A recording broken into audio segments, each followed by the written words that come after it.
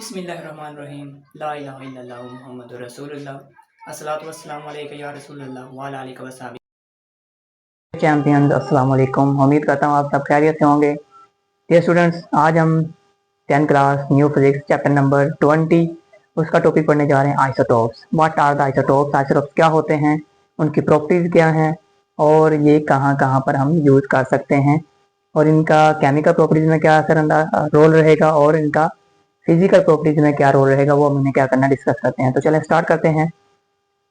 Isotopes. Isotopes the atom of the same element. Isotopes क्या है? किसी भी एटम के सेम एलिमेंट होते हैं which has the atomic number, same atomic number, जिनका आपके पास क्या होगा?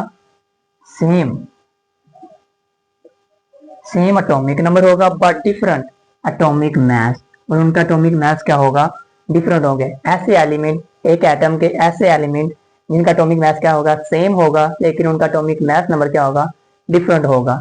अब हम एक दूसरी डेफिनेशन की तरफ आते हैं।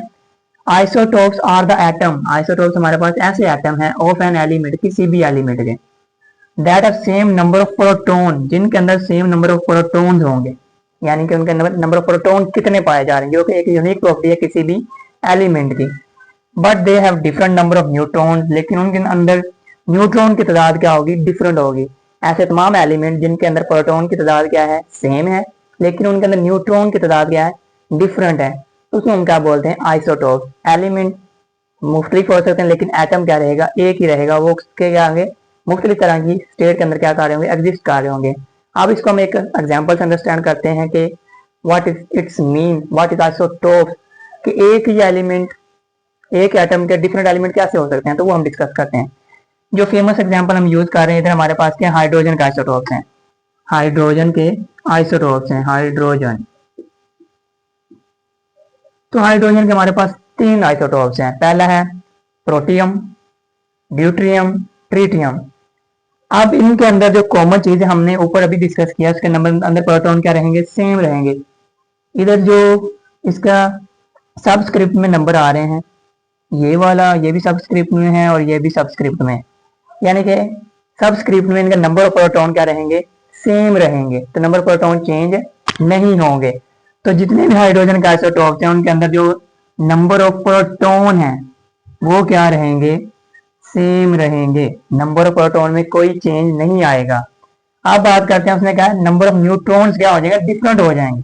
आइसोटोप की एक खसूसियत है, इसमें नंबर ऑफ प्रोटॉन क्या होंगे? डिफरेंट होंगे। अब नंबर ऑफ प्रोटॉन को कैसे फाइंड आउट करते हैं?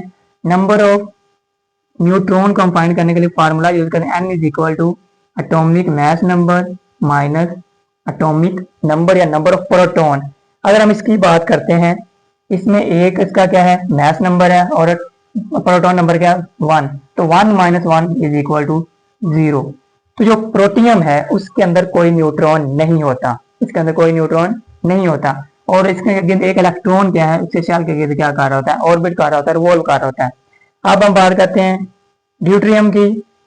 अब इसकी बात करेंगे तो 2 माइनस 1, तो नंबर ऑफ न्यूट्रॉन कितने हो गए? 1। अब ड्यूट्रियम के अंदर नंबर ऑफ न्यूट्रॉन कितने होते हैं? 1। और इलेक्ट्रॉन क्या रहेगा? सेम। मैंने इधर प्लस वाला साइन बनाया, वो प्रोटॉन है, और होल बनाया है एज अ न्यूट्रॉन। एक इसमें न्यूट्रॉन है। अब हम बात करते हैं ट्रीटियम की।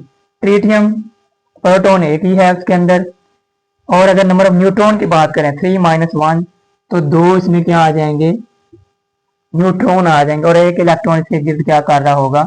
रिवॉल्व कर रहा होगा। कॉमन थिंग ये है कि जितना उसका प्रोटॉन नंबर है या मास नंबर है, वो उसके क्या? इलेक्ट्रॉन्स होते हैं। उसकी दूसरी एग्जांपल्स हैं, वो हमारे पास क्या है? कार्बन के आइसोटोप्स हैं। इसके अंदर नंबर ऑफ न्यूट्रॉन कितने होंगे? 6। 13 माइनस 6 तो 7, 14 माइनस 6 तो 8।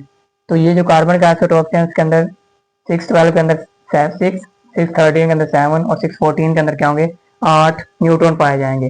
प्रॉपर्टीज ऑफ एन एटम कैसे डिस्कस करते हैं आइसोटोप को यूज करते हुए? अब हम जाते हैं, जो एक एटम है, एक जो एटम है वो इलेक्ट्रिकली क्या है? न्यूट्रल है। उसकी रीजन क्या है? उसमें नंबर ऑफ प्रोटॉन है वो इक्वल किसके हो जाते हैं? नंबर ऑफ इलेक्ट्रॉन के, इसलिए वो इलेक्ट्रिकली क्या होता है? न्यूट्रल होता है।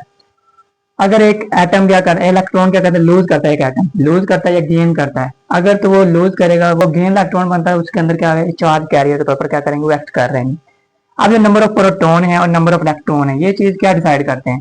ये डिसाइड करते हैं किसी भी एटम की केमिकल प्रॉपर्टीज, मतलब जो आइसोटोप्स हैं, नंबर ऑफ प्रोटॉन और इलेक्ट्रॉन क्या डिसाइड कर रहे होंगे, उसकी केमिकल प्रॉपर्टीज पर डिसाइड कर रहे होंगे। और जो नंबर ऑफ न्यूट्रॉन्स हैं किसी भी आइसोटोप्स के, वो ये डिस्कस कर रहे होंगे उसकी न्यूक्लियर प्रॉपर्टीज। अब न्यूक्लियर प्रॉपर्टीज के अंदर क्या है, वो स्टेबल है या नहीं स्टेबल। स्टेबल एलिमेंट वो होते हैं जिनका एटॉमिक नंबर 1 से लेकर 82 तक होता है, और अनस्टेबल वो होते हैं जिनका एटॉमिक नंबर 82 से क्या होगा, ज्यादा होगा, वो उनका अनस्टेबल। और वो किस में पार्ट टेक कर रहे होंगे, रेडियो एक्टिविटी के अंदर। रेडियो एक्टिविटी के अंदर हमारे पास अल्फा बीटा गैमा फिशन और फ्यूजन रिएक्शन के तौर पर एक्ट कर रहे होंगे। यानी कि रेडियो एक्टिविटी ऐसे एलिमेंट जिनका एटॉमिक नंबर 82 से ज्यादा होगा, वो कौन से कराएंगे, रेडियो एक्टिव एलिमेंट, जो क्या करते हैं, न्यूक्लियर रिएक्शन के अंदर पार्ट टेक करते हैं, न्यूक्लियर फ्यूजन के अंदर पार्ट टेक करते हैं, और जो एटॉमिक बॉम्ब बनते हैं, यूरेनियम मोस्टली यूज कर रहे होते हैं हम, वो क्या करता है, रेडियो एक्टिव एलिमेंट है। और रेडियो एक्टिव एलिमेंट पूरी कायनात के अंदर पाए जाते हैं, ये नहीं है कि सिर्फ चंद महसूस होते हैं। तो ये हमारा था आज का टॉपिक आइसोटोप। उम्मीद है आपको समझ आ गई होगी कि आइसोटोप क्या होते हैं, उनकी एग्जांपल्स क्या हैं, उनकी प्रॉपर्टीज ऑफ एटम कैसे डिसाइड की जाती हैं एक आइसोटोप को इस्तेमाल करते हुए।